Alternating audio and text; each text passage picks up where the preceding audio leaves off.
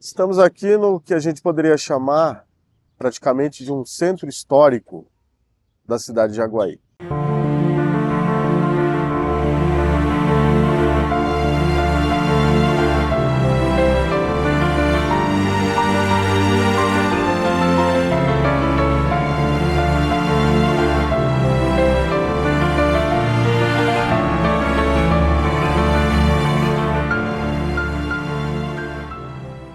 Aqui e nas imediações foi onde tudo começou. Estamos aí a poucos metros, praticamente, da estação ferroviária, da antiga estação de Cascavel, hoje estação de Jaguaí.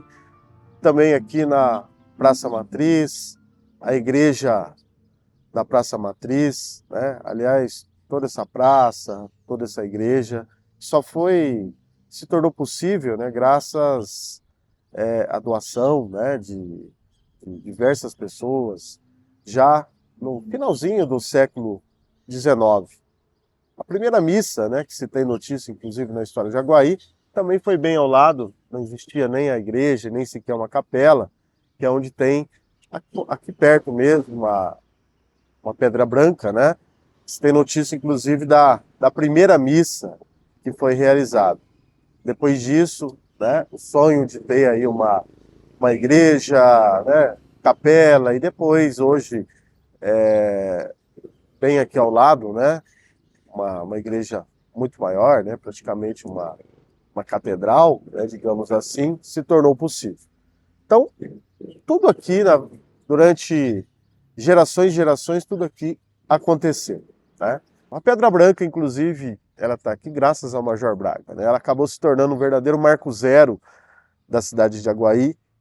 Ela que foi acompanhando toda essa trajetória, Ela que acompanhou aí a primeira missa na cidade, ela que se tornou uma verdadeira referência, essa Pedra Branca, que inclusive foi imortalizada num livro com o mesmo nome do grande memorialista e escritor Sr. Zé Célia. Então essa Pedra Branca acompanha a cidade de Jaguaí desde os seus primórdios. Ela que inclusive estava na casa do Major Braga, que também era aqui perto, a casa do Major Braga, de sua família, onde hoje aqui tem aí uma instituição bancária. Essa Pedra Branca que estava lá no quintal, no jardim dele, e foi trazido para cá para se tornar um verdadeiro marco zero. E ela foi acompanhando mudanças e mais mudanças, pelo qual passou a nossa localidade. Bem ao lado aqui também a Rua Major Braga, uma rua cujo nome homenageia quem é considerado fundador. Bem ao lado aqui também tem um busto desse fundador. Esse busto, inclusive, foi colocado na primeira metade do século XX como uma homenagem por tudo aquilo que Major Braga fez. Na verdade, ele acreditou demais que seria possível o nascimento de uma cidade bem ao lado de uma estação, bem ao lado do leito ferroviário. Importante falar que não era para ter sido nessa região. Existia uma outra estação, uma estação mais antiga, que é a estação de Engenheiro Mendes. Só que, por não ter tido acordo, não ter tido concordância dos proprietários rurais ao lado da estação de Engenheiro Mendes, distante 4 quilômetros daqui, então não foi possível se erguer o núcleo urbano como aqui foi possível, devido a uma outra estação construída, que é a estação de Cascavel.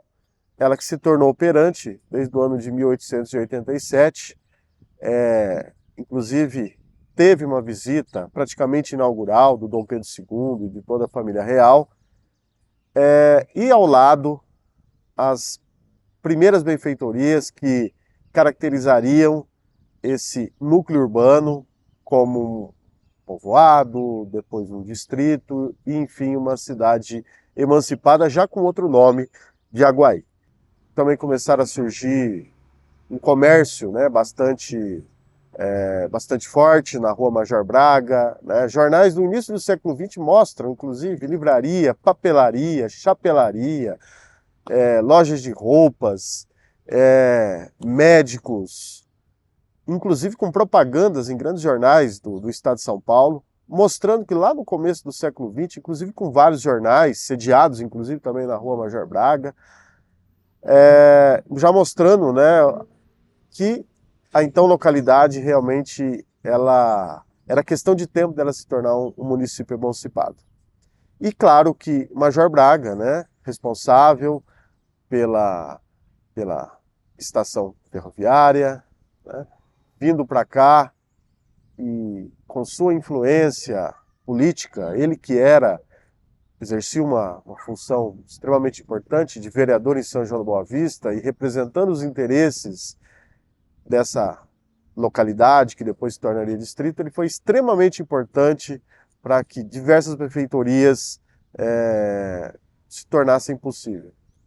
Como, por exemplo, a viabilização e mesmo comercial, né, mostrando também o caráter dinâmico do Major Braga.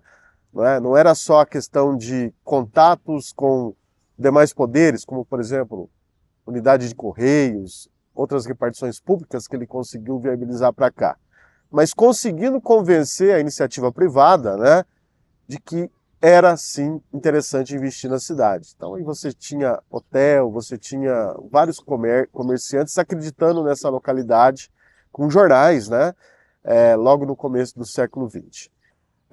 Nos anos 20, depois do falecimento de Major Braga, já quando ele faleceu, né, foi um destaque muito grande em toda a região, São João da Boa Vista mesmo, reconhecendo a importância política de Major Braga, que, acompanhando inclusive as mudanças que aconteceram no Brasil, ele também foi um republicano e ele usou bastante da sua influência para poder trazer muitas melhorias para a localidade. Por isso que já ao seu tempo, né, a rua lá já foi denominada como Major Braga. Essa Pedra Branca, né, ela também acompanhou toda a trajetória que a estação de Cascavel vivenciou com relação à Revolução Constitucionalista de 1932. Era um ponto extremamente estratégico, que inclusive sediava também a coluna Romão Gomes, a coluna dos constitucionalistas, né, paulistas. Em 1932, também inclusive relatos com toda certeza, né, aqui nos arredores também, um bombardeio que a então localidade sofreu pelas tropas federais, né, um bombardeio aéreo.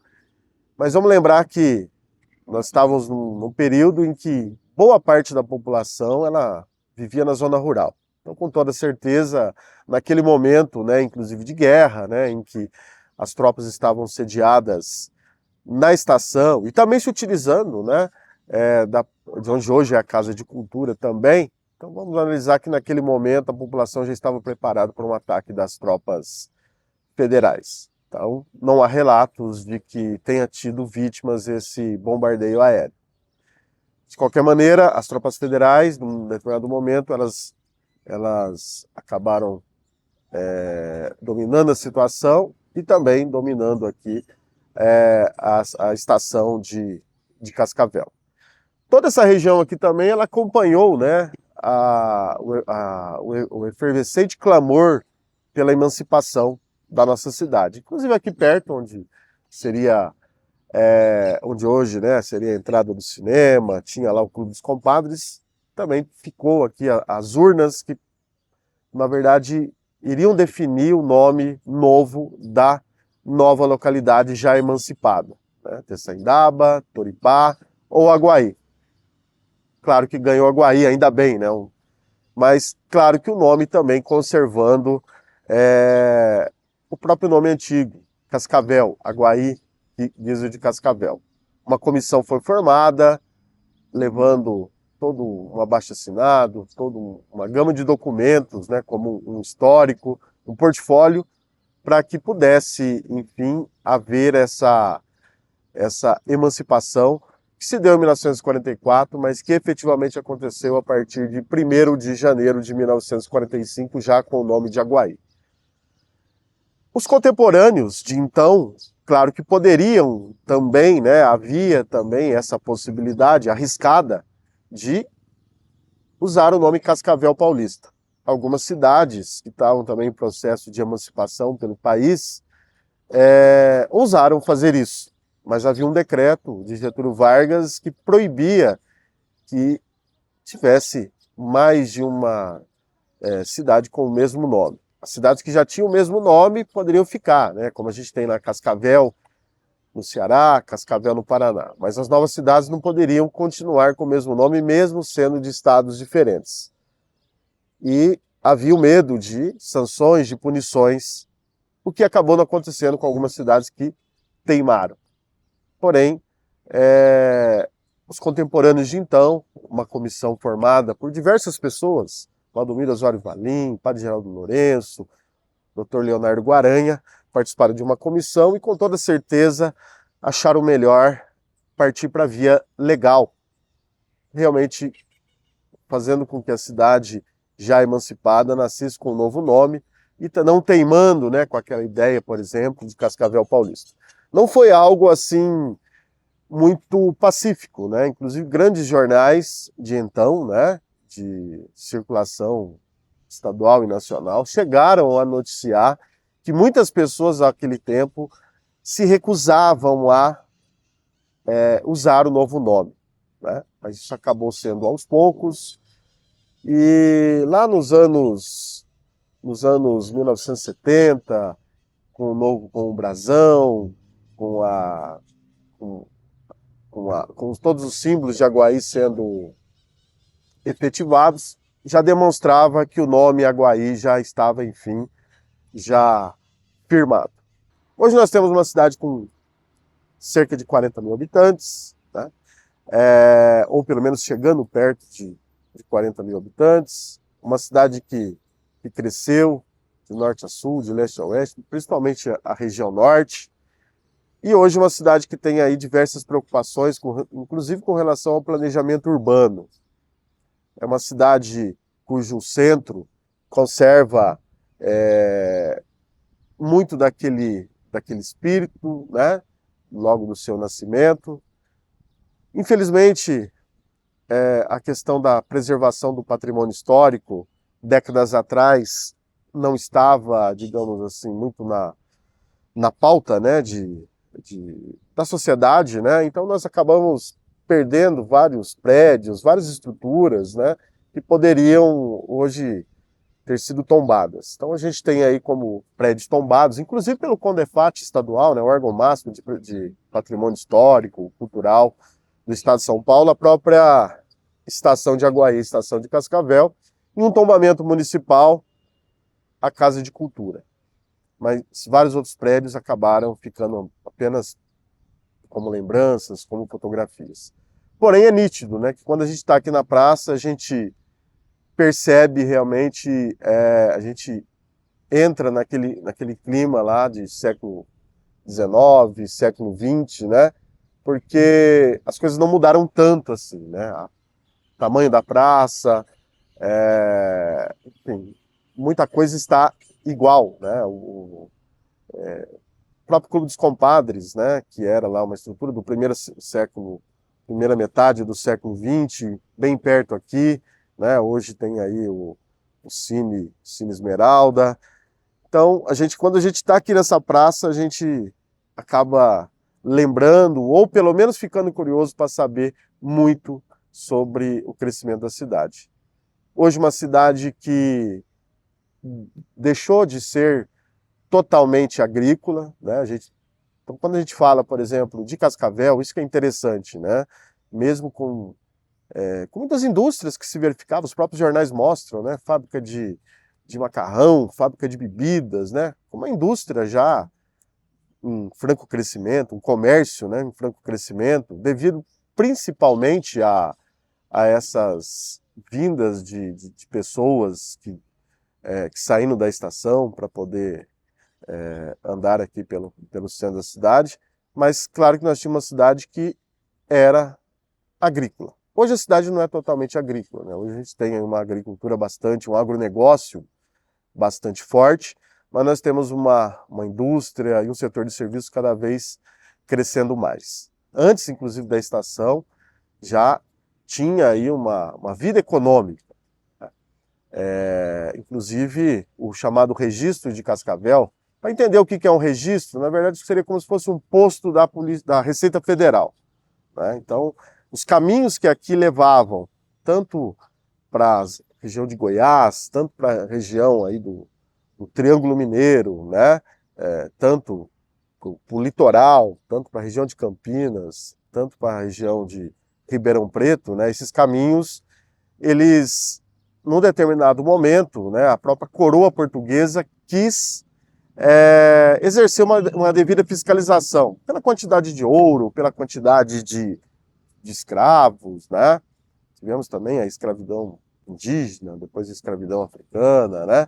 Então, todos esses caminhos depois, eles tinham que ser fiscalizados. E o registro Itupeva, ele foi também uma estrutura, né, que ficava aqui nos limites territoriais aqui da então Aguaí, então já mostrando que já, bem antes da estação, a gente já tinha uma história econômica aqui, né? Inclusive com propriedades rurais, inclusive então com esse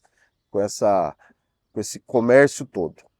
E também é interessante, né, algo que também merece aí ser alvo de muitas pesquisas, né, o fato de que essa região foi praticamente a última região a ser desbravada e é uma região que acabou delimitando finalmente o território da então capitania de São Paulo, né? Então era uma região, inclusive, disputada com Minas Gerais, mas graças a esse registro de Itupeva, né, ele acabou aí sendo um marco importante para a capitania de São Paulo, para que a última área, digamos, que faltava ser desbravada, que faltava os seus limites serem definidos, foi aqui onde hoje nós estamos, aqui em Aguaí.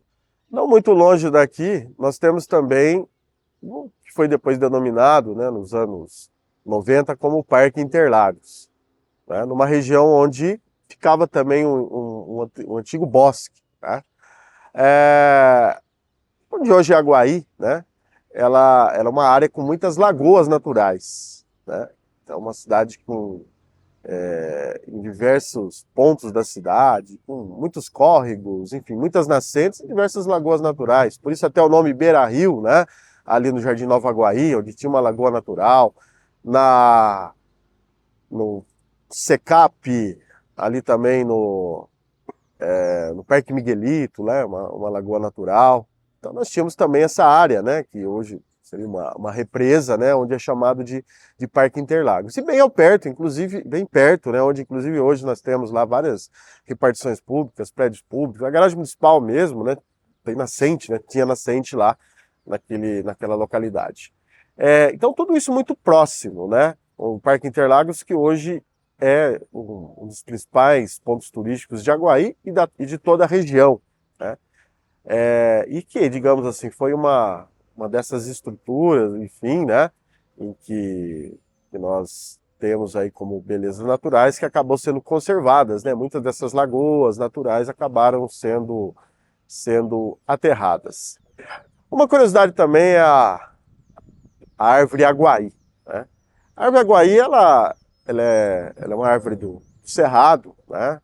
Nós estamos num bioma de transição aqui, né, que é um bioma cerrado, um bioma de transição, e que inclusive tem aqui na praça a árvore aguaí, que dá o nome à nossa cidade. Na verdade, o nome da cidade não era por causa da árvore aguaí, mas pelo fato de que Aguaí significa guiso de cascavel. Então é alusão ao antigo nome, né, do distrito e povoado. Mas aqui também na praça nós vamos ter essa árvore. Aguaí, né, que muita gente conhece como chapéu de Napoleão, enfim, são vários nomes, né, mas que é uma árvore também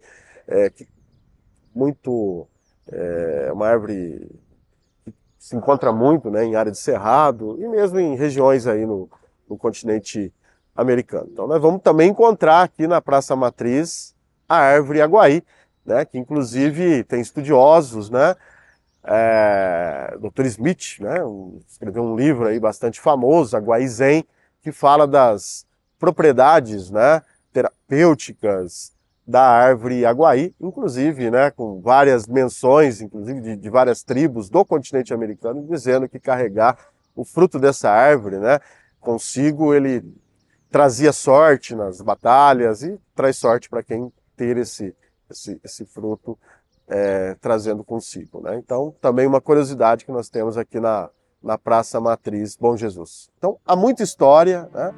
E fica aí uma dica, né, para que pesquisas serem realizadas, para que estudantes, para que memorialistas, enfim, pessoas contem as coisas de Aguaí. Isso sempre vai ser bastante importante.